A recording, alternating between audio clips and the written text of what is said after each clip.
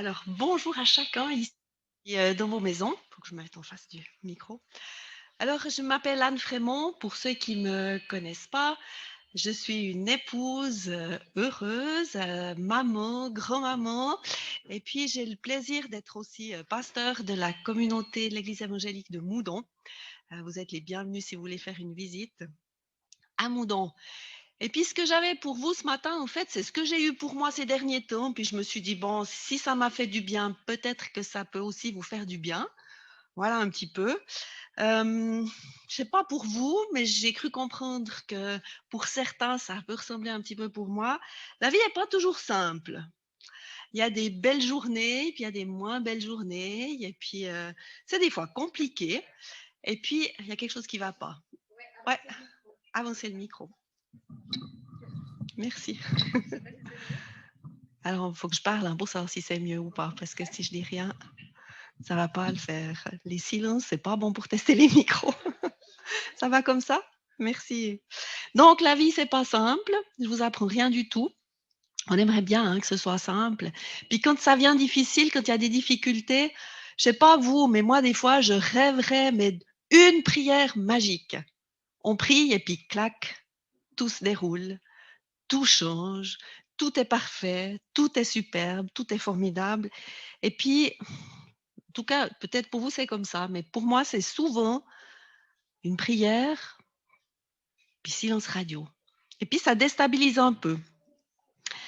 Bon, ce que j'ai remarqué aussi qui m'énerve un peu, c'est que les difficultés du quotidien, elles ont des effets en moi que j'aime pas, puis que mon entourage apprécie pas beaucoup, parce que c'est souvent l'entourage qui en subit les conséquences. Ça a comme effet de la mauvaise humeur, du découragement qui s'entend, un manque de motivation qui se voit, des doutes qui peuvent être contagieux, des inquiétudes, des peurs. Ces difficultés, voilà ce que ça fait chez moi, puis ça m'énerve. Puis bon, des fois, je me dis, mais au fait, ces difficultés, après tout, c'est des difficultés qui sont juste normales, les difficultés de la vie de tous les jours. Puis je faisais le parallèle, je me disais, ben, l'hiver, il fait froid. Personne va avoir l'idée d'une prière magique pour supporter le froid. Quand il fait froid, on met son manteau et puis on continue d'avoir du plaisir d'aller faire une excursion à la montagne. Ces temps passés, il faisait pas très froid, pas très chaud, pardon. Ma voisine, elle s'est pas laissée abattre. Dans sa petite couche où elle fait pousser des salades, elle a été mettre des petites bougies. Donc il y a quelque chose. Quand il fait chaud, il n'y a pas non plus de prière magique, hein. Quand il fait trop chaud, ben, on va s'installer sur une chaise longue peut-être avec une boisson fraîche, c'est très agréable. Mais dans ces difficultés de la vie de tous les jours, mais comment je peux faire pour qu'elles m'affectent pas autant? Et puis, la mauvaise humeur, la paresse, le flemme, les inquiétudes, etc., c'est un des effets. Mais l'effet qui m'attriste le plus, et puis qui me fait peut-être encore le plus mal, c'est que ces difficultés de la vie de tous les jours affectent la relation que j'ai avec Dieu. Et ça m'énerve. Ça m'énerve de voir que ces difficultés du quotidien ont un pareil effet sur ma relation avec Dieu. La pire épreuve de ma vie n'a pas eu autant d'effet sur ma relation avec Dieu que ces petits trucs, ces gros trucs de tous les jours. Puis je me suis dit, mais c'est un peu comme si il y avait quelque chose qui me dépasse, qui prenait un fusil à lunettes et puis qui vise pile dans ma relation avec Dieu, qui vise pile pour essayer de la détruire, pour détruire ma foi, pour détruire ma confiance, pour détruire la paix que la relation que j'ai avec Dieu me donne. J'imagine un ennemi avec un fusil à lunettes qui sait exactement là où viser, là où ça va m'affecter, là où je vais perdre cette relation avec Dieu. Et je me suis dit, c'est vrai que c'est la tactique d'un ennemi.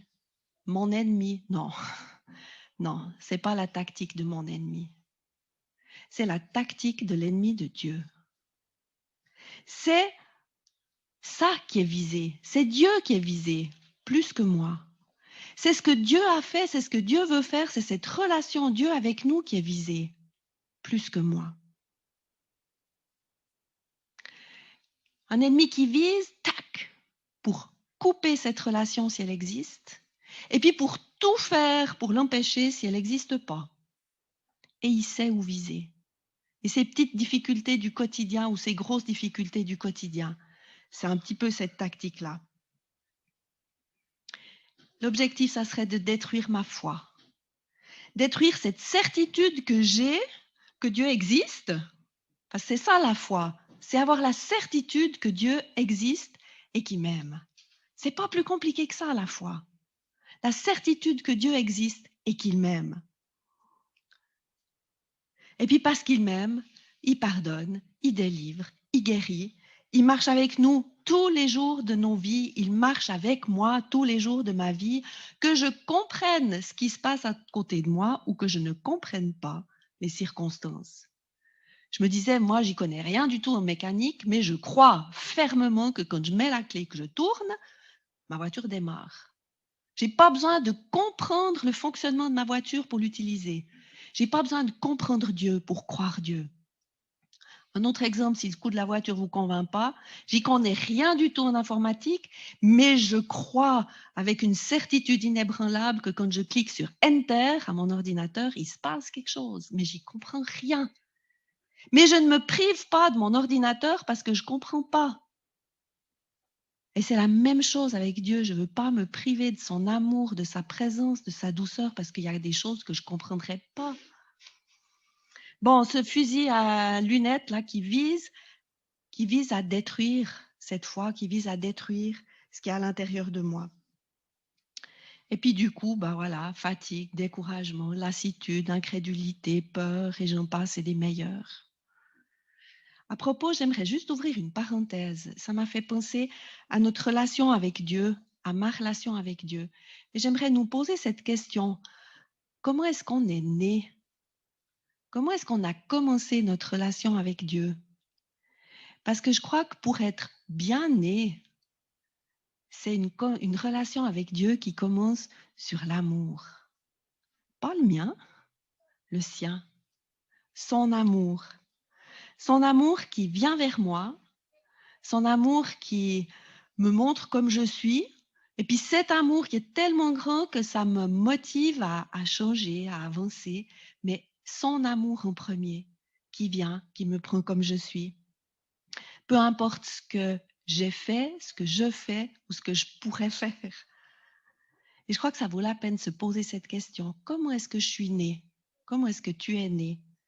Il y a des personnes qui sont mal nées, qui commencent la relation avec Dieu sur la peur de l'enfer, la peur de la condamnation, la peur de Dieu. Et puis toute la relation qu'on a avec Dieu, c'est faussé quand il y a la peur. Hein, que les enfants, ils n'ont pas peur de leurs parents. Là, je les regarde, là, elles sont jolies, ces petites demoiselles. Est-ce que vous avez peur de papa ou maman? Non. On n'a pas peur quand il y a la sécurité de l'amour. Si tu as commencé sur la peur, je t'invite ce matin à considérer ça. Puis il y en a d'autres qui sont un peu mal nés parce qu'ils pensent qu'ils sont, comment est-ce qu'il faudrait dire, qu'ils sont entrés en relation avec Dieu, puis en fait, ils sont juste entrés en relation avec des chrétiens ou avec une église. Ils se sont, on pourrait dire, convertis à un club. Alors c'est peut-être un début, mais si tu t'es converti à une église, c'est un peu embêtant parce que tu vas être déçu. Alors d'être déçu, ben, ça arrive, mais le problème, c'est que tu vas être déçu en pensant que tu es déçu de Dieu. Mais Dieu, il n'est pas du tout, je suis désolée pour vous, il n'est pas comme moi, il n'est pas comme mon mari, il n'est pas comme la personne qui est assise à côté de toi, il est parfait. Mais la personne assise à côté de toi, elle va te décevoir. Donc si tu t'es converti en pensant avoir une relation avec Dieu, mais ouais, Dieu, c'est autre chose. Et puis, on peut aussi être mal né quand on commence la relation avec Dieu, puis tout à coup, on démarre avec des calculs. Hein, des calculs. Genre, est-ce que je fais assez? Est-ce que je fais assez? Est-ce que, est-ce qu'il ne faudrait pas que je fasse plus? Plus que lui, plus qu'elle, plus qu'hier, plus que demain, plus, toujours plus, puis on arrive à un burn-out. On est pris dans une compétition. La seule compétition qu'on est amené à courir, c'est celle pour garder la foi. Voilà, je ferme là la parenthèse, mais réfléchis, comment t'es né? Comment tu vis cette relation avec Dieu? Bon, les difficultés de tous les jours, j'y reviens. Je crois qu'il y a une bataille où finalement moi, je ne suis pas tellement visée, mais c'est la relation que j'ai avec Dieu qui est visée.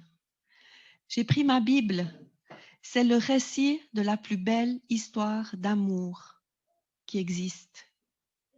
C'est la plus belle histoire d'amour. Et c'est cette histoire d'amour-là qui est visée au travers de ces difficultés du quotidien qui sont normales dans la vie de tout le monde. Et puis pourquoi c'est comme ça visé?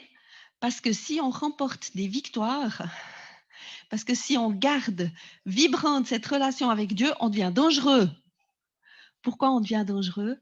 Parce que cette relation vivante qu'on a au fond de notre cœur, elle va se communiquer, elle va se partager. On ne va pas pouvoir garder pour soi. Donc, ça va se transmettre. C'est la vie qui se transmet. Mais la carabine, toujours essayer de viser. Alors, comment faire? Comment faire? Parce qu'on est tous pris là-dedans. Moi, je suis prise là-dedans. J'ai dû comprendre que toi aussi. On est pris avec ses pensées. De toute façon, je suis nulle. C'est pas assez. C'est plus. Alors, comment faire? Et puis là, je me suis dit, mais avant de faire, je pense que ce qui est important, c'est que je sache pourquoi.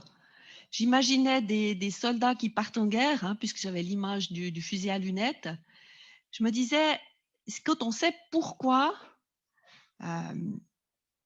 c'est plus facile. Quand on sait pourquoi, ça va aussi être plus efficace. Quand on sait pourquoi, on a une meilleure motivation. Meilleure motivation, puis bon objectif. Et j'aimerais nous redire ce matin, mais battons-nous pour que les projets de Dieu se réalisent. C'est ça l'objectif. Ce que l'ennemi vise, c'est les projets de Dieu dans ma vie, au travers de ma vie, dans ta vie, au travers de ta vie. Alors battons-nous pour, ça c'est l'objectif, le but, pour que les projets de Dieu se réalisent. Battons-nous pour la vie éternelle. La vie éternelle est la vie en abondance. Pas juste la survie, mais une vie sur terre où les projets de Dieu se réalisent. Battons-nous pour être des héros de la foi. Des héros de la foi. La foi, Dieu existe, Dieu m'aime, pardonne, délivre, guérit, marche avec moi tous les jours de ma vie. Je peux me battre pour moi, je peux me battre aussi un bout pour les gens qui m'entourent. C'est vrai que des fois, on se bat pour avoir les moyens. Mais les moyens, ce n'est pas le but. Les moyens, c'est quoi? C'est se battre pour avoir du temps. C'est se battre pour avoir un état émotionnel stable. Donc, on se bat pour nos relations. On se bat pour la santé parce que quand on est en pleine forme, on a l'impression qu'on va plus entrer dans les projets de Dieu. On va se battre pour avoir des moyens financiers, je crois que j'ai déjà dit, du temps, j'ai déjà dit. On se bat pour toutes ces choses. Mais ça, c'est juste des moyens. Parce que toutes ces choses-là, on peut toutes les perdre. Et d'ailleurs, on va toutes les perdre. Mais la vie éternelle qui vient, parce qu'on a la foi, on ne peut pas la perdre. Mais on peut perdre un être cher, et ça ne nous affecte pas. On peut perdre la santé. Moi, j'ai vu ma fille, pour ceux qui ne savent pas, on a perdu une fille qui avait 26 ans, qui a eu un cancer, et puis elle est décédée en 4 mois. Elle a tout perdu. Elle a perdu un bébé, elle a perdu sa santé, elle a perdu sa jeunesse. Je réfléchissais la semaine avant qu'elle décède, je me disais, qu'est-ce qu'elle pourrait encore perdre? Et elle a gardé la vie. C'est étonnant, hein? Elle est morte, mais elle a gardé la vie. C'est pour ça que je nous dis, mais si on a comme objectif la vie, et n'ont pas les moyens d'être en vie, on risque de remporter des victoires et d'être des vivants joyeux et dangereux. Donc, c'est pour ça que ces petits trucs du quotidien nous embêtent autant et nous sapent autant.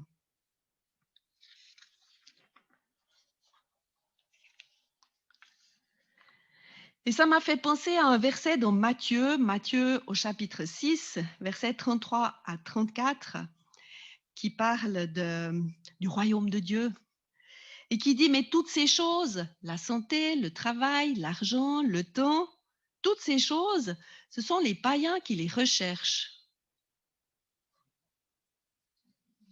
Et moi, je me suis dit, purée, le nombre d'heures minutes que je passe à prier pour ça. Hein, vous voyez, les moyens au lieu du but. Ça, ce sont les païens qui les recherchent. Votre Père céleste sait que vous en avez besoin. Et mon Père céleste, il m'aime. Il sait que j'ai besoin. Besoin d'avoir des relations saines, besoin d'avoir des finances, besoin d'avoir du temps, besoin d'avoir de la santé ou pas. Ce que mon Père céleste veut, c'est, verset 33, chercher premièrement le royaume de Dieu et la justice. Et c'est ça que l'ennemi, avec son fusil à lunettes, cherche. Il cherche à saper ma vision de ce royaume de Dieu. Bon, alors maintenant, on a peut-être compris un peu pourquoi on se bat. On se bat pour le but de Dieu, pour être des héros de la foi, pour que les projets de Dieu deviennent mes projets, ses rêves, mes rêves. Et puis maintenant, concrètement, on passe à l'action. Comment est-ce qu'on peut faire? Moi, je suis une femme d'action. J'aime pas tellement pas faire. Donc, ça me va bien d'avoir un message où je peux dire qu'il y a quand même 2, 3 petites choses à faire.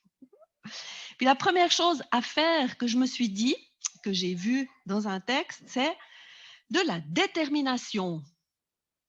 Souvent, j'y pense parce que nous, on a un petit jardin, puis j'imagine s'il y avait un chien qui venait faire caca dans mon jardin, je peux vous garantir que je serais déterminée à le faire décamper. Pourtant, j'ai un chien, mais les cacas de mon chien, je veux bien aller les ramasser, les cacas des chiens des voisins, un peu moins.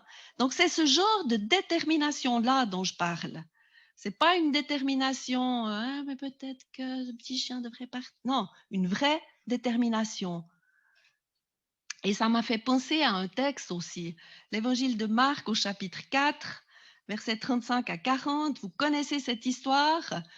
Il y a Jésus qui dit à ses amis, venez dans le bateau, on va traverser, parce que de l'autre côté, on a quelque chose à faire. Jésus est dans le bateau, il s'endort, il y a la tempête qui arrive, ils ont très peur, et puis il réveille Jésus. Et Jésus, qu'est-ce qu'il fait? Il se réveille et il dit au vent, tais-toi. Tais-toi. Mais si on regarde un petit peu le contexte de ces disciples, ils sont au bon endroit, puisque c'est Jésus qui leur a dit d'aller là. Au bon moment, venez maintenant, on va traverser de nuit sur le lac. Donc, ils écoutent Dieu, ils font ce que Jésus leur dit de faire. Ils ont la présence de Jésus avec eux dans leur vie, puisque Jésus est dans le bateau. Moi, dans les situations difficiles, je me dis toujours, j'ai pas écouté. Jésus n'est pas avec moi. Donc, eux, ils ont écouté, ils font ce que Jésus a dit, Jésus est avec eux, et il y a quand même la tempête. Donc, je vous dis, les tempêtes, c'est normal. Les difficultés de la vie de tous les jours, c'est normal. Et qu'est-ce qu'il fait, Jésus? Il se lève et il dit au vent, tais-toi. Et je crois que dans ma vie, et je l'ai expérimenté encore la semaine dernière, parce que je suis un peu comme toi, je vis aussi des jours qui sont difficiles. Et je me suis dit, mais je ne peux pas aller juste faire des théories. Est-ce que c'est vrai que quand dans mes pensées, ça part n'importe comment, sauf où je veux, est-ce que c'est vrai que je peux dire tais-toi? Et je peux dire tais-toi. Même si 30 secondes après, je dois redire tais-toi, et que peut-être 30 secondes après, je dois encore une fois redire tais-toi. Mais je peux dire tais-toi. Et toi, tu peux aussi, parce que je ne suis pas quelqu'un de différent de toi. Tais-toi. Première chose. La deuxième chose, À Moudon, je ne sais pas si vous savez, mais il y a une activité qu'on fait pour la jeunesse qui n'est pas dans l'église. C'est un ministère qui s'appelle Box Up Crime et puis qui propose de la boxe, puis qui fait venir des jeunes. Et à la fin, les jeunes sont encouragés, défiés à réfléchir et Dieu dans ta vie. Alors du coup, la boxe, ça me parle un petit peu. La boxe, il y a des positions. Moi, je ne les connais pas parce que je n'ai pas été à ces entraînements, mais je sais, il y a des positions pour se défendre, puis des positions pour attaquer. Et là, quand j'ai l'impression qu'il y a le fusil à lunettes qui est contre moi, quelle position pour me défendre et pour attaquer? Eh bien, une des positions inébranlables, indéboulonnables, je sais qui je suis et je sais qui je ne suis pas. Après le tais-toi, tais-toi parce que je sais qui je suis et je sais qui je ne suis pas. Qui je suis enfant de Dieu. C'est facile à chanter. Je suis plus esclave de la peur, je suis enfant de Dieu. Mais c'est quand vous avez le fusil à lunettes en face de vous qu'il faut chanter ce chant. Je suis enfant de Dieu. Je sais qui je suis enfant de Dieu. C'est pas moi qui l'invente, hein. Évangile de Jean, verset 1, entre autres, parce qu'il y a d'autres versets qui dit qu'on est devenu enfant de Dieu. Je suis enfant de Dieu. Je sais qui je suis. Ça bouge pas. Je suis sauvé, je suis pardonné, je suis aimé, je suis pas l'ami, je suis l'enfant de Dieu. Je suis pas le serviteur de Dieu, je suis l'enfant de Dieu. Je suis pas l'ouvrier, je suis l'enfant de Dieu. Je suis sa fille. Et je sais qui je suis pas. Je suis pas Dieu. Je suis pas Dieu. Et là, je pense à ce verset de Jacques, chapitre 4, verset 7. J'aimais beaucoup la deuxième partie du verset qui dit « Résistez au diable et il fuira l'un de vous ». Mais il y a une première partie. Soumettez-vous à Dieu. Je sais qui je suis pas. Je suis pas Dieu.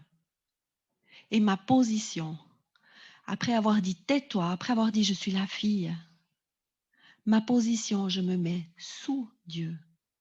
Je me mets sous Dieu. Je me mets en accord avec ce qu'il me dit.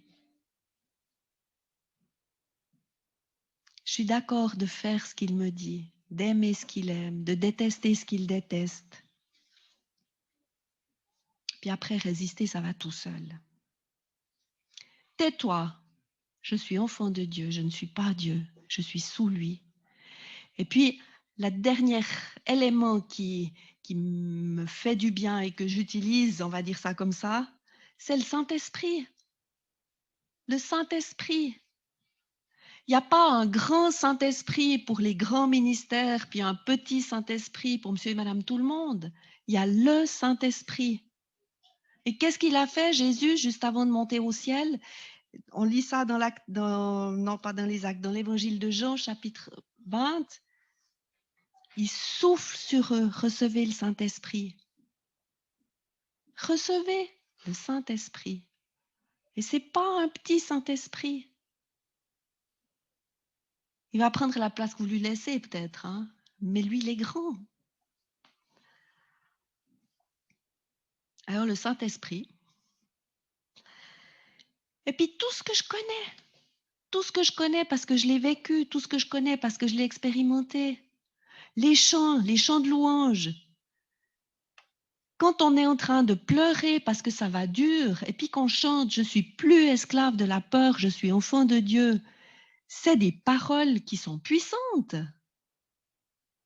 C'est des paroles qui sont puissantes parce qu'elles sont vraies. Et là, il y a le fusil à lunettes qui descend. Et puis l'équipement, c'est parfois aussi les autres.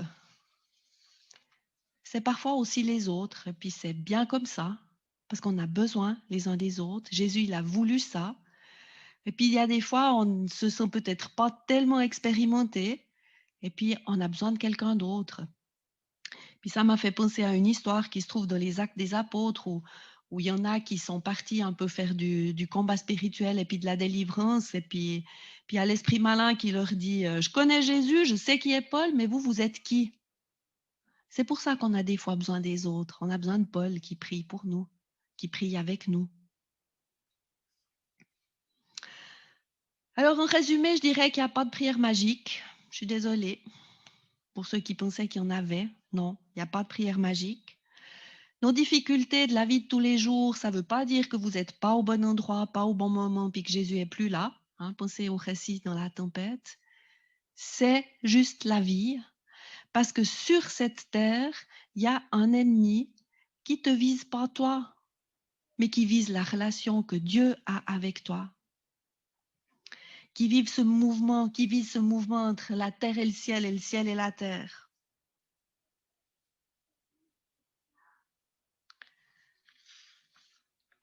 Alors tais-toi. Pas de discussion dans mes pensées. Pas de discussion dans mes pensées. Des fois, mes pensées, je crois que c'est les miennes. Le pire, c'est quand je crois que c'est le Saint-Esprit. Mais quand ça nous trouble, tais-toi. Le Saint-Esprit nous troublera jamais. Quand ça te trouble, quand ça t'accuse, quand ça te met la tête sous l'eau, quand ça te dit des choses négatives, tais-toi. Je regarde les parents là avec les enfants. Vos enfants, quand ils font quelque chose qui n'est pas cool, vous n'allez pas leur peser encore la tête sous l'eau. Donc, quand c'est négatif, tais-toi. Tais-toi avec cette détermination parce que je sais qui je suis. Je sais qui je ne suis pas. Et puis cet équipement, le Saint-Esprit, ce que je connais, les chants ou autres, si c'est comme un équipement, c'est mieux si c'est pas à la cave. Parce que s'il faut aller à la cave chercher ce qu'il faut pour, ça va être un peu long. Donc que ça soit frais. Prenons courage les uns les autres parce qu'on est tous dans le même bateau, la même tempête, le même Jésus avec nous. Mais on a l'autorité aujourd'hui de dire, tais-toi, je sais qui je suis, je sais qui je ne suis pas. Et ce fusil à lunettes va se baisser et je vais retrouver cette relation avec Dieu qui fait de moi quelqu'un de dangereux. Amen.